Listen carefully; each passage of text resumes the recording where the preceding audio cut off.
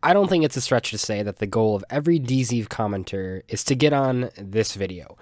If you haven't been to this series before, basically once every couple weeks here, I like to look at some of the comments that I got on the recent videos that I've uploaded and answer them in a public manner. A lot of these comments I get multiple times. Some of them are just funny, some of them are interesting, and I like giving sort of an outlet for me to answer them in a way that you guys can see them, whereas if I just answer them in the comment section, you might actually not run across them.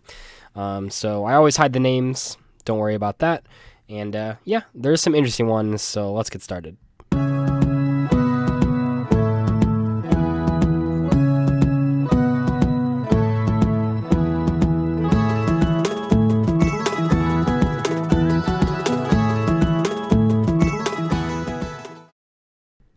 The first comment that I wanted to talk about says, drinking game, take a shot every time he says like. Greetings from the hospital. I get comments like this every once in a while. I say a lot of vocal fillers. I really do, and this is ironic because I literally just fucking said it, but I try to cut from my vocabulary as much as possible.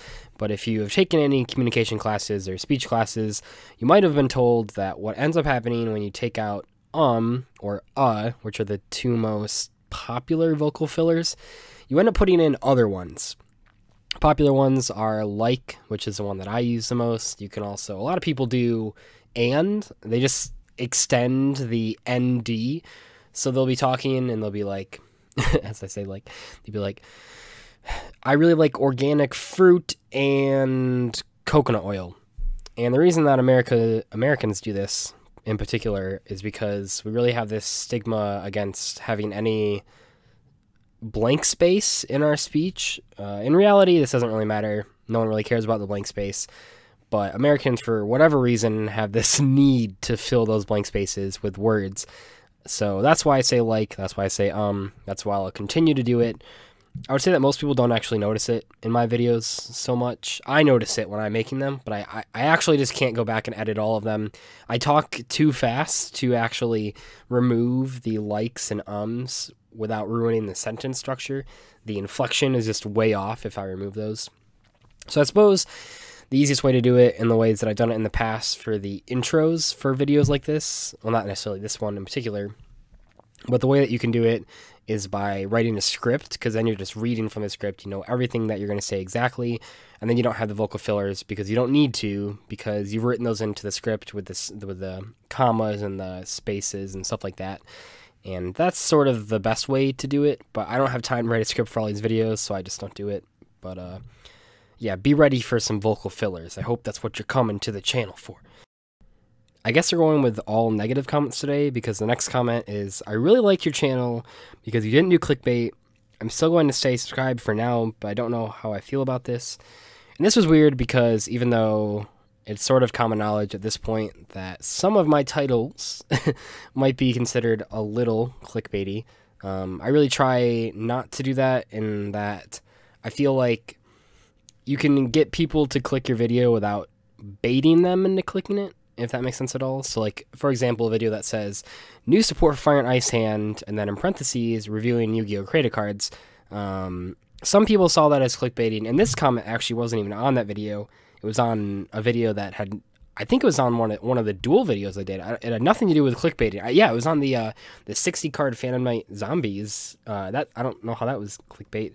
Didn't say deck profile in the title. Maybe that's what he thought it was deck profile, but it wasn't, obviously. Anyway, a lot of people have been saying, not a ton of people, but some people have been saying that the creative card titles are clickbait because the creative card comes afterwards, and I disagree with that. I think that in terms of titling, it works best that way, because otherwise you might not know. I mean, if I have like 6 videos in a row and they all start with Yu-Gi-Oh creative card, you might not know which ones you've watched. Whereas if I put, because like when you're looking on mobile, the whole title doesn't show. So if I put which cards I'm reviewing at the very start, then you can know if you watch that video. So like, oh, I watched Medulce one, I didn't watch the Fire and Ice Hand one, so I guess I'll watch that now. And I think it just makes the most sense from a titling standpoint. Sure, I suppose I might get a couple clicks from people that don't read the creative card portion of the title and think, oh, Fire and Ice Hand are getting new support. But if you actually think Fire and Ice Hand are getting new support, like, I don't know what to tell you, because like they're not. That was just like someone commented on my Facebook page as well. I'm not putting that comment on this show, but someone commented saying that 90% of the viewers wouldn't read the Yu-Gi-Oh! Create a Card title, and I think that's actually just false. I think that my viewers are a little smarter. I mean, maybe some of you are just clicking the video regardless of the title. I know that I have some people I'm subscribed to. I don't care what they post. I'm just going to click it anyway. But I think, at least for that series, it's better to put the title, the series title, after what the content is.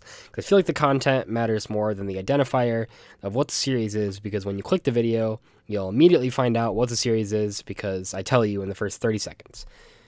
Anyway, that was...